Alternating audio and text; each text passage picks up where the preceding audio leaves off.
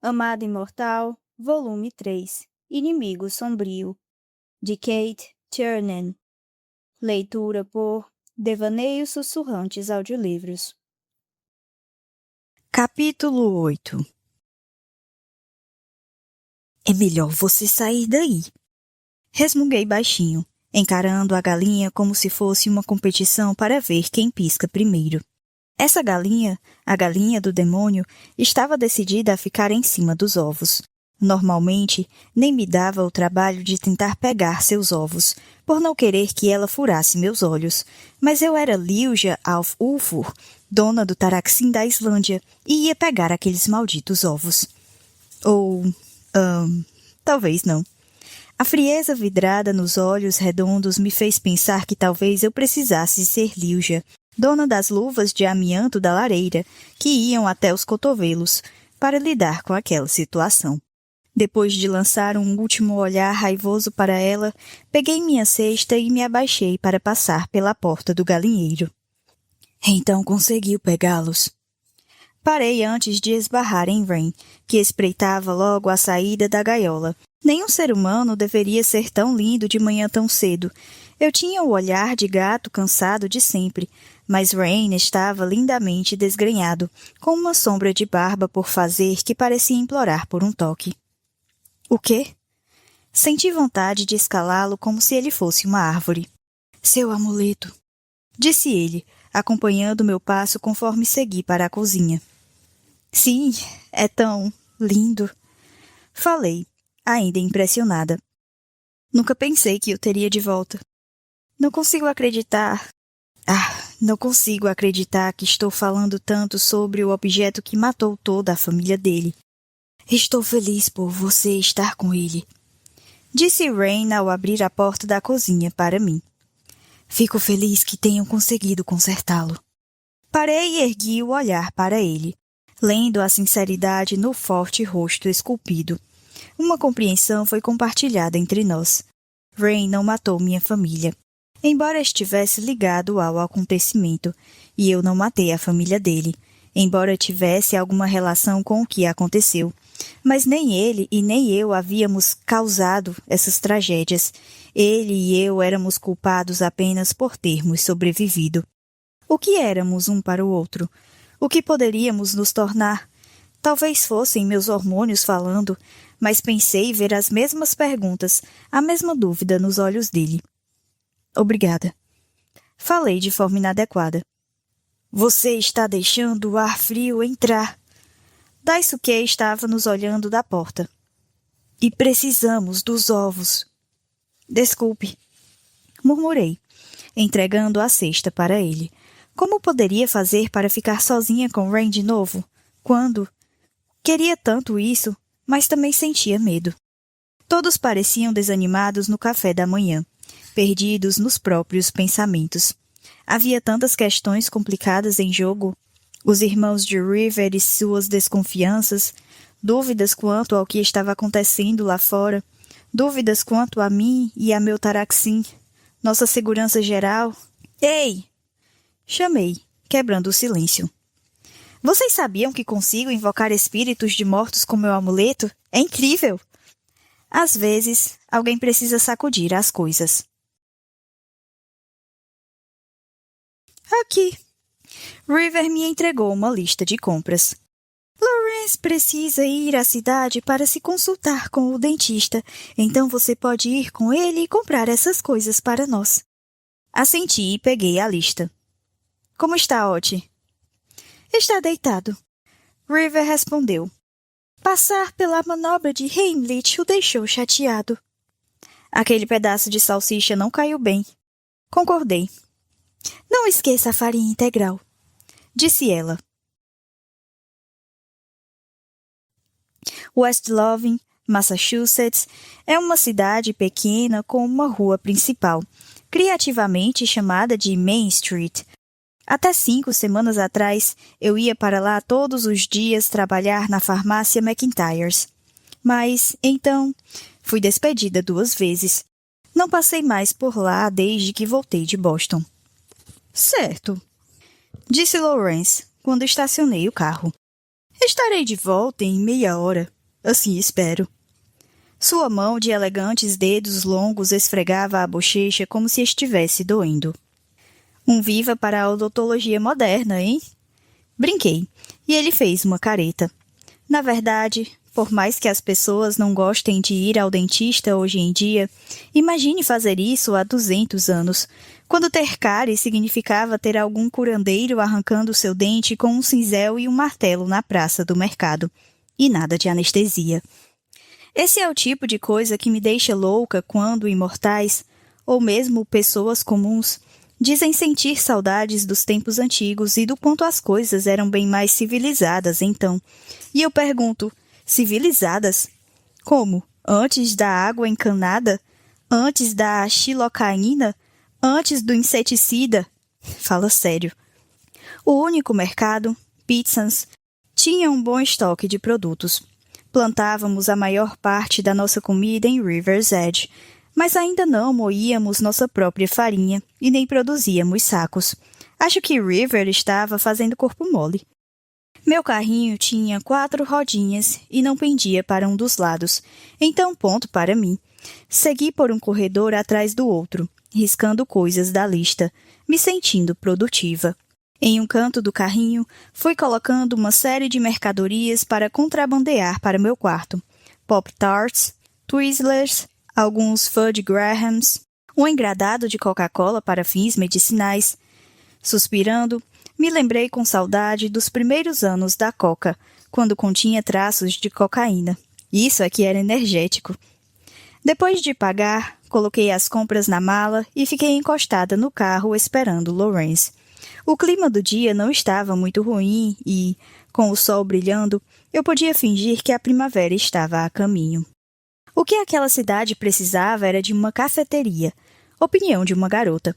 Eu não fazia ideia de quando Lawrence voltaria e mataria por um delicioso latte quente. Na única vez que tomei café com Dre, tivemos de ir a uma lanchonete mal iluminada no fim da rua. Dre, uma das 2 não imortais com quem fiz amizade ali. Ela e Meriwether McIntyre, que era mais ou menos minha amiga, eram estudantes e tinham características diametralmente opostas. Mas algo me atraiu em cada uma delas. E depois consegui estragar as 2 amizades, é claro. Porque é o que eu faço. Ande logo, Lawrence, pensei, começando a sentir frio. Não queria ficar sentada no carro. Talvez devesse dar uma olhada na Early's, a loja ao lado do Pitsans. Podia fazer estoque de balas now and later. Mas, então, por acaso, olhei para o outro lado da rua, para os diversos prédios vazios e velhos. West Loving já foi 4 vezes maior e mais movimentada. Quando a indústria da cidade fechou as portas no final dos anos 1970, o lugar perdeu mais de 10.000 empregos. Ainda não era exatamente uma cidade fantasma, mas era pequena demais para ter, digamos, uma bendita cafeteria. Atualmente, a Main Street parecia uma colcha de retalhos vagabunda, com alguns negócios ainda funcionando entre prédios e terrenos abandonados. Prédios abandonados como aquele bem ali. Ao atravessar a rua, vi que o que pareciam ser 4 lojas separadas eram, na verdade, parte de uma estrutura maior. Pareciam ser individuais no primeiro andar, mas o segundo era mais unificado. Uma placa gasta, pendurada em um prego, dizia "Aptos para alugar" e trazia um número de telefone. As lojas tinham grandes janelas grandes na frente com portas embutidas, um estilo popular nos anos 1930. Azulejos azuis pequenos e hexagonais formavam a palavra Schwalbachs em uma entrada. Encostei o rosto no vidro e vi um aposento com o mesmo tipo de teto de metal da farmácia McIntyre's, sustentado por colunas altas e redondas. Pedaços da parede tinham despencado, e a água havia causado alguns danos embaixo de uma janela quebrada. Alguém pichara uma das paredes. "O que você está fazendo?" A voz de Lawrence me assustou, e ele abriu um sorriso torto quando me virei para olhá-lo. "Esperando você." Respondi. "Como foi no dentista?" Ele fez um gesto de mais ou menos com uma das mãos e com a outra tocou a bochecha inchada. Preciso comprar um remédio. Tudo bem, vou esperar no carro. Lauren sorriu com meu tom casual demais. Có. Estreitei os olhos. Tudo bem, vou junto então, ok? Seu sorriso aumentou, mas só de um lado, porque a anestesia ainda não tinha passado. Então, meu orgulho... E é sempre bom ser forçada a fazer uma coisa por causa do orgulho, não é? Me fez andar pela rua e abrir a porta da McIntyre's. Na última vez que estive ali, o velho Mac, o dono, me despediu pela segunda vez. Antes disso, gritei com ele. Coisas horríveis e dolorosas testemunhadas por uma Meriwether que parecia ter levado um soco no estômago. Isso foi quando me demitiram pela primeira vez. E não estou dizendo que queria minha carreira promissora e glamurosa de estoquista de volta, mas foi humilhante, e eu me sentia fracassada. Lá dentro, Lawrence foi até o fundo da loja, onde o velho Mac vendia remédios controlados. Ninguém estava cuidando da bancada da frente. Todos os pôsteres bonitinhos que Meriwether e eu fizemos tinham sido retirados. Eu queria estar preparada para sair porta afora caso o velho Mac se aproximasse de mim. Mas o nojo da minha incrível covardia me olhou de forma crítica e me forcei sob a mira de uma arma imaginária a procurar Meriwether, para ver se ela ainda me odiava. Encontrei-a alguns corredores depois, abrindo uma das grandes caixas azuis de plástico nas quais a mercadoria chegava. Ela estava sentada no pequeno banco que eu usava, parecendo isolada no próprio mundo enquanto tirava embalagens de spray nasal da caixa e os colocava na prateleira. Por um momento, fiquei observando-a se mover metodicamente, mas sem pensar. Seu cabelo era de um castanho cinzento e pálido, e mais uma vez fiquei impressionada como seu cabelo, pele e olhos pareciam ter o mesmo tom, a ponto de fazê-la parecer sem cor. Olhando rápido, era possível nem reparar nela, mas, como eu a conhecia, ela parecia adorável, de uma forma tranquila e antiquada. Alguma coisa a fez erguer o olhar, talvez o fato de eu estar espionando do fim do corredor. Quando me viu, seus olhos se arregalaram e ela ficou boquiaberta, mas não falou uma palavra. O que eu deveria dizer? Cansa ficar pedindo desculpas por ser uma babaca insensível, não é? Oi, cumprimentou ela, ficando de pé. Oi, foi minha resposta genial. Não vejo você há séculos. Ela deu um sorrisinho. Pensei que talvez tivesse passado a fazer compras na Walgreens. Deus me livre! Falei, e o sorriso dela aumentou. Não, eu fiquei doente por um tempo, e depois só não precisei vir à cidade. Estou feliz em ver você. A declaração simples me fez desmoronar e, com um alívio enorme, corri até ela, surpreendendo nós duas com um abraço. Também estou feliz em ver você. Confessei. Durante aquela noite terrível com Ince, tinha pensado em Meriwether e Dre e me dado conta de que nunca saberia o que aconteceria com elas, porque Ince iria me matar.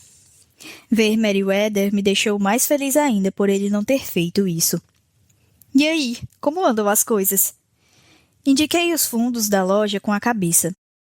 Depois de um olhar rápido e instintivo para ver se o pai estava por perto, Meriwether respondeu. Bem, depois daquele dia, ele parece estar tentando ser menos durão, sabe? É como se estivesse tentando ser um pouco mais carinhoso. A verdade é que está mais triste, mas não anda gritando tanto. Sinto muito pelas coisas que eu disse. Falei para ela. Minha boca nunca espera que meu cérebro a alcance. Ela assentiu. Nós dois ficamos chocados, mas acho que o que você disse sobre minha mãe fez nós dois pensarmos um pouco.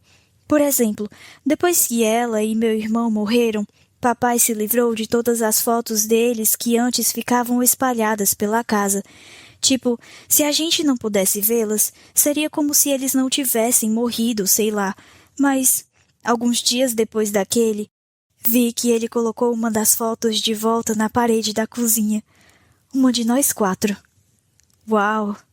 Falei baixinho. Mas mesmo assim peço desculpas. De verdade. Tudo bem. Meriwether assentiu. Olhou em volta e depois se inclinou para perto de mim.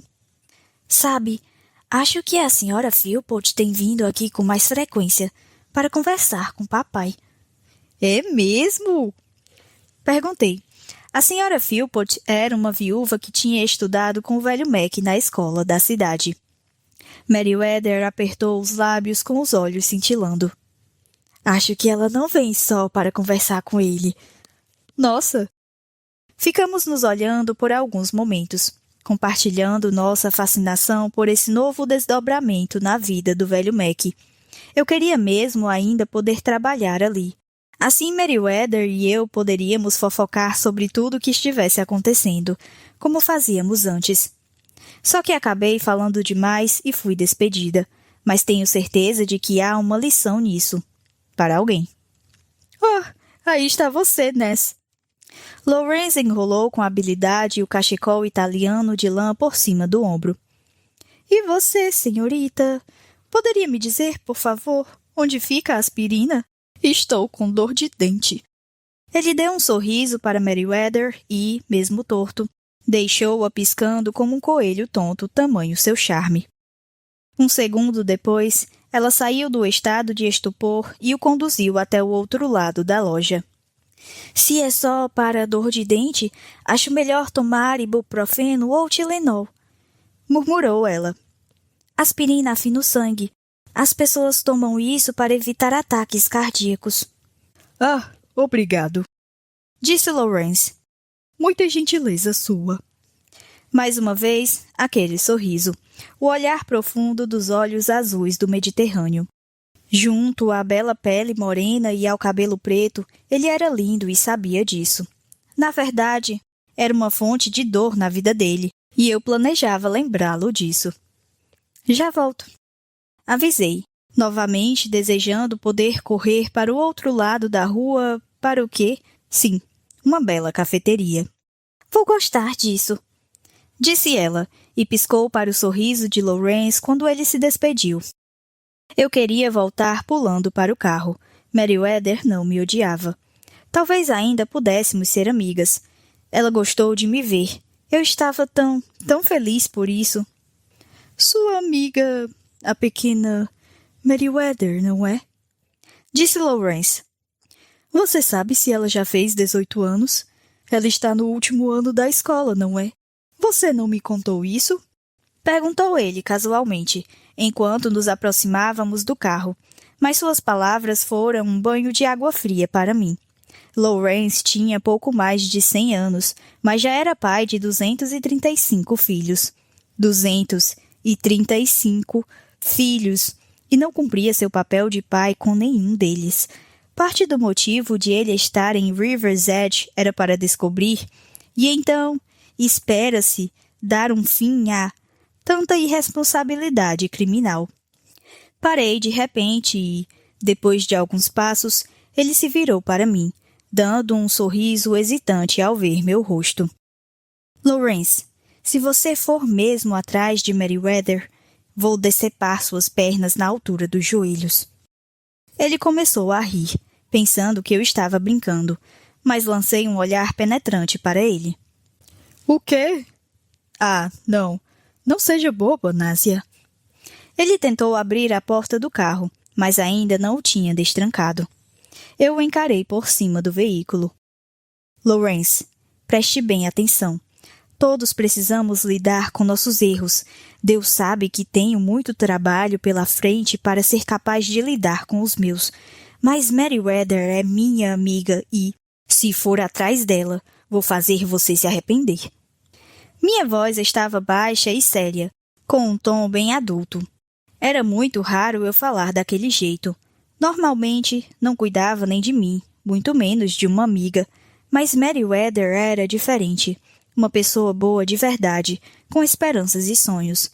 Ela já enfrentara muita coisa, e eu não podia deixar Lawrence tornar a vida dela mais difícil. Por favor, Nastasia, disse ele um pouco tenso. Você está errada sobre mim. Abri as portas do carro e nós entramos. Ele parecia ofendido, constrangido e, é claro, culpado, porque estava percebendo que planejava mesmo fazer aquilo, mesmo sem perceber. Não estou errada, Lawrence. Liguei o motor, olhei para trás e dei ré. Olhei nos olhos dele de novo, que estavam gélidos. Os meus provavelmente pareciam buracos negros. Não estou errada sobre você. Estamos claros quanto a isso? Você não vai se aproximar de Merryweather, combinado? Ele bufou e olhou pela janela, a própria imagem da sensibilidade ofendida. Vou interpretar isso como um sim. Falei e segui para casa. Assim que entrei na casa em River's Edge, senti ondas de uma magique vibrante e poderosa me atingindo. Olhei para Lawrence. O que é isso? O que é o quê? Ele estava distante, ainda chateado com o que falei. Você não está sentindo nada? Ele parou segurando um saco de compras na mão. Depois de um momento, balançou a cabeça. Não, nada. Estou com dor de cabeça. Vou subir. Ele deixou as compras na cozinha e saiu, enquanto continuei ali tentando entender o que estava sentindo. Magique reverberava pelo meu peito como um som pesado. A única outra vez em que havia sentido uma coisa assim foi naquela noite com Ince, quando ele lançava feitiços enormes e das trevas para arrancar meus poderes. Mas naquele momento não parecia exatamente ruim ou assustador. Não fez meu estômago se revirar de náusea. Só parecia ser algo grandioso. E eu queria tanto não estar ali para descobrir o que era. Guardei rapidamente as coisas da geladeira e saí pela porta da cozinha. Um ser pequeno e branco sentado na porta do celeiro chamou minha atenção, e segui na direção de Dufar enquanto ela esperava balançando o rabo. Atualmente, Dufar igual Rain. Oi, filhotinho. Falei, entrando no calor escuro com cheiro de cavalo. Tentei não olhar para o palheiro, onde Rain e eu tínhamos dado nossos primeiros beijos ardentes. O dito cujo estava de pé no meio do corredor escovando Titus, um dos grandes cavalos de trabalho. Ele não tinha me visto, e pude parar para apreciar o movimento delicado dos seus músculos cobertos pela flanela, a graça do guerreiro que moldava tudo o que ele fazia. Ele escovava cavalos há mais de 400 anos, mas cada movimento da escova parecia deliberado e fruto de muita reflexão. Quando ele enfim ergueu o olhar e nossos olhos se encontraram, pareceu que alguém tinha dado um peteleco no meu peito, me fornecendo um vibrante choque de percepção. Ele ergueu uma sobrancelha. Isso é assédio. A surpresa me fez sorrir, e Dufar trotou ao redor dos meus pés, dando um pequeno latido. Vá sonhando. Como estava a cidade? Com cara de cidade. Merryweather não me odeia, o que já é um bônus. Que bom. Está tudo bem com o pai dela? Sabe, percebi naquele momento que, durante todos aqueles anos, Ince nunca me perguntou nada sobre minha vida pessoal. Estava sempre disposto a ouvir todas as últimas fofocas, a saber o que todo mundo usou e se alguma coisa dramática aconteceu. Mas perguntar sobre coisas mais sérias? Não. Era legal quando Rain fazia isso. Ele realmente me escutou falar sobre Merryweather. Acrescente vários pontos à coluna da sensibilidade. Ela diz que eles estão melhores, mas não sei. Escute só. Quando entrei em casa, uma onda de magique quase me derrubou. Onde está todo mundo? O que estão fazendo? Rain franziu a testa para mim enquanto soltava Titus e o levava até a Baía Grande. Titus resfolegou na cabeça de Rain e ganhou uma das pequenas maçãs que caíra da árvore, as quais guardávamos em barris ao redor do celeiro. O que exatamente você sentiu? Perguntou Rain por fim. A casa está cheia de... Não sabia como descrever aquilo. Parece que as pessoas estão fazendo feitiços grandes ali, mas não vi ninguém. Você sabe se está acontecendo alguma coisa? Hoje de manhã, River comentou que ela e os professores, e acho que os irmãos dela também, iam praticar a adivinhação. Disse Rain. Ele foi para outra baía e levou um dos cavalos de montaria para o corredor. Mas estou surpreso por você ter sentido algo. Você conhece Sorrel, não é? Ele me deu as rédeas do cavalo. Oi, Sorrel. Falei, desconfortável por estar tão perto de um cavalo. Feitiços de adivinhação para quê? Não sei. Espere. Ele foi até a sala de equipamentos e voltou com uma sela pequena e leve, daquelas usadas em saltos. Segure-a. Ele sabia que eu não gostava de ficar perto de cavalos, então por isso estava perdendo todos os pontos que ganhara na coluna de sensibilidade. Feitiços de adivinhação para quê? Repeti a pergunta. Não sei mesmo, disse Rain, prendendo a sela. Talvez para ver se eles conseguem entender o que está acontecendo com Ince, o mestre e tudo mais. Tudo certo. Aqui. Ele fez um gesto para Sorrel e entrelaçou as mãos em um degrau improvisado. Fiquei olhando para ele. O que você está fazendo? Está um dia bonito. Vamos dar uma volta. Pode ir com Sorrel. De jeito nenhum. O olhar paciente e calmo no rosto dele me deixou cautelosa, como se eu fosse um vilarejo prestes a ser invadido. Sei que você sabe cavalgar. Eu cavalgava muito bem e já fiz isso com frequência, mas ter e mesmo andar a cavalo era uma das coisas que deixei para trás ao longo dos anos, para tentar limitar, sem sucesso, é claro, a diversidade das coisas cujas perdas poderiam me magoar. Era por isso que eu não tinha animais de estimação, e por isso que meus amigos mais próximos eram pessoas que podiam ir e vir sem que nenhum de nós sofresse com isso, exceto Ince. Atualmente, eu estava desconfortavelmente ciente dos tentáculos de carinho que me envolviam. River e as outras pessoas dali, Meriwether e Dray, o local em si. Rain, meu amuleto. Quanto mais coisas eu tivesse a perder, menos segura estaria.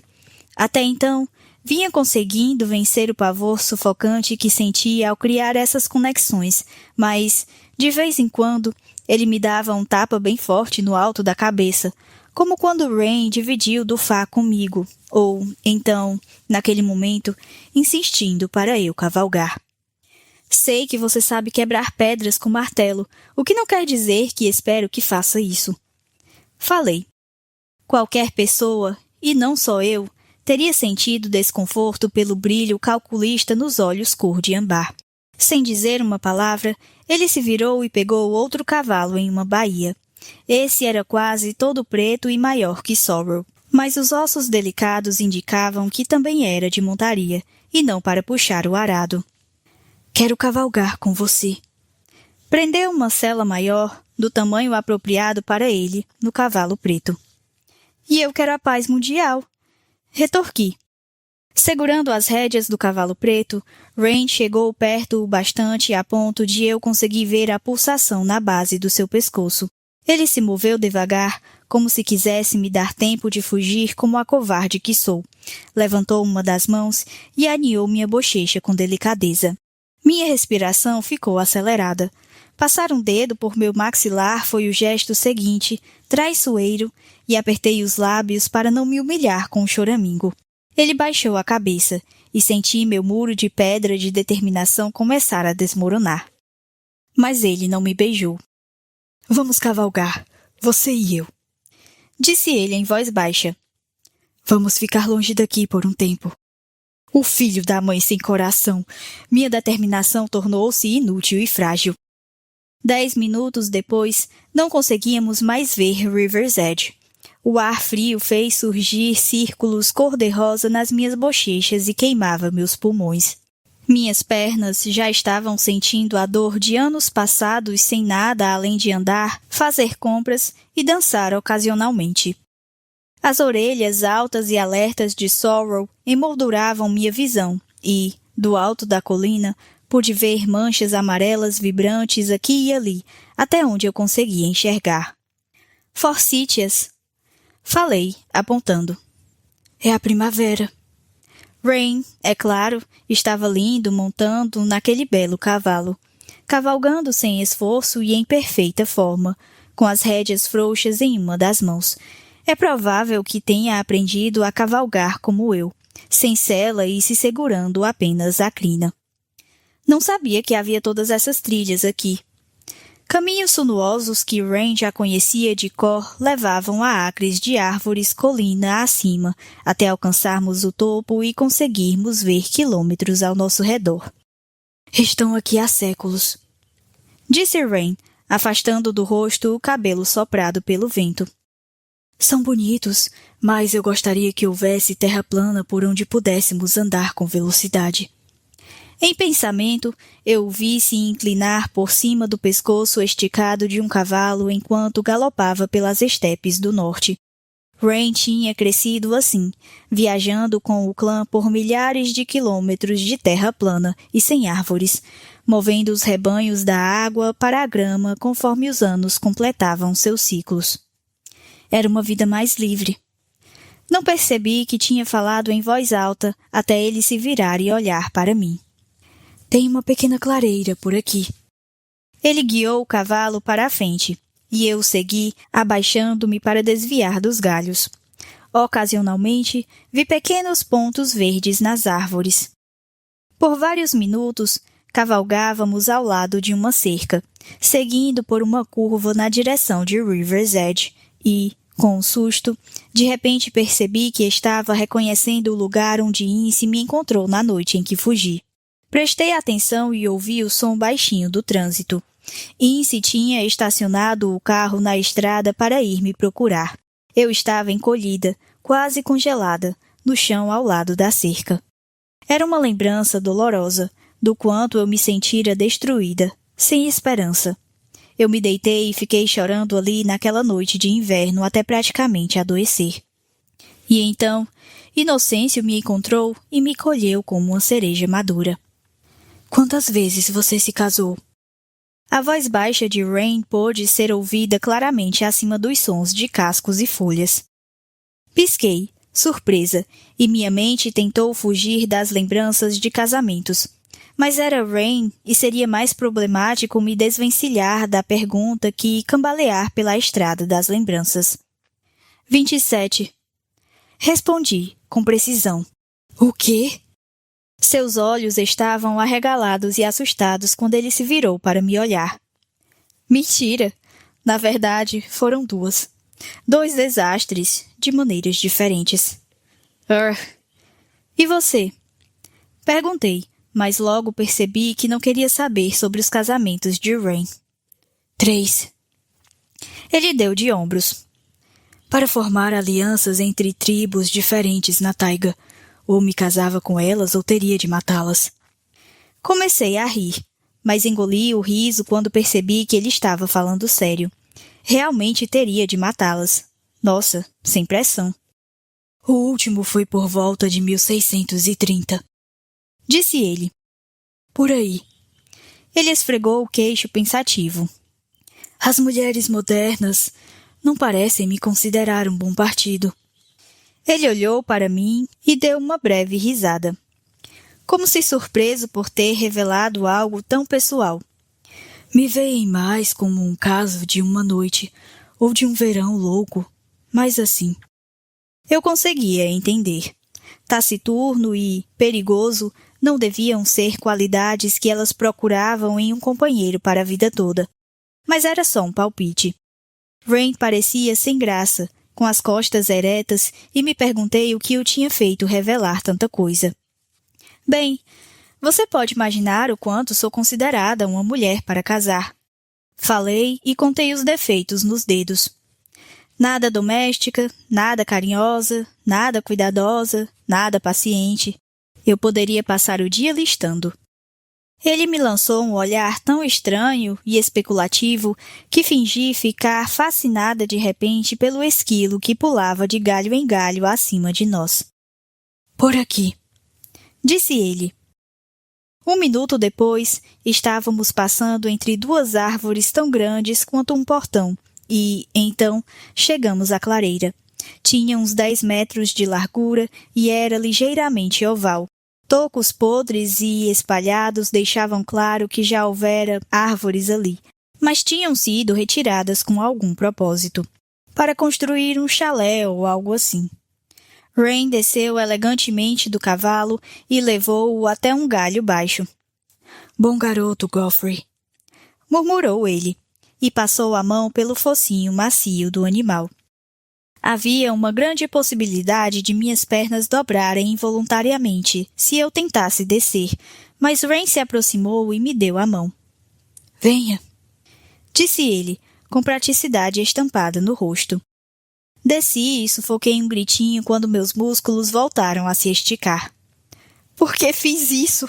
Amanhã não vou conseguir andar. Sempre dói no começo, mas depois você se acostuma. Ele me olhou de um jeito engraçadinho e revirei os olhos. Avise se precisar de uma massagem. Seu tom de voz era leve, mas o olhar nos seus olhos dourados e profundos estava ardente e cheio de promessas emocionantes. Eu me virei rapidamente e verifiquei o estribo para não correr o risco de cair no chão e ter de implorar para que ele me pegasse no colo. Esse tipo de coisa faz uma garota parecer fácil, principalmente a parte de implorar. Quando consegui controlar minha expressão, Rain estava sacando uma espada da bainha. De novo essa espada. Resmunguei. Sim, disse ele. De novo esta espada. E veja o que eu trouxe especialmente para você. Ele enfiou a mão na bolsa da sela e tirou uma espada mais delicada e fina. Acho que tinha metade do peso da que usei na outra vez. Uma espada de menina. Ele a entregou para mim com um olhar de satisfação. Eu a peguei. Era pequena, linda, incrustada com uma filigrana de ouro. Parecia ser bem antiga, mas era tão bem feita que o tempo não a afetou. Assim como eu.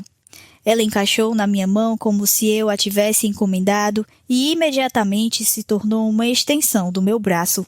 Fiz um movimento experimental. Alguns caras dão flores. Observei. E quando acertar a cabeça do inimigo com um buquê e falhar, não venha correndo atrás de mim. Disse Rain. Ele posicionou a espada. Hangar. Depois de 1 hora, eu estava praticamente fraca de fome, pois havia passado bastante do horário de almoço. Meus braços eram quase moldes de espuma em comparação a antes, e minhas pernas jamais me perdoariam. O dia seguinte seria horrível. As palmas das minhas mãos já estavam com bolhas. Eu estava cansada e suja, e meus pulmões queimavam por causa do exercício. Eu me sentia tão viva. Pela primeira vez nem conseguia lembrar quanto tempo. Pensei no meu amuleto, inteiro e completo, guardado no meu esconderijo na parede e concluí. Minha vida não está tão ruim agora. E aquela sensação nada familiar durou vários minutos, até voltarmos para River's Edge e nos depararmos com um pandemônio total. Todas as janelas do térreo tinham explodido.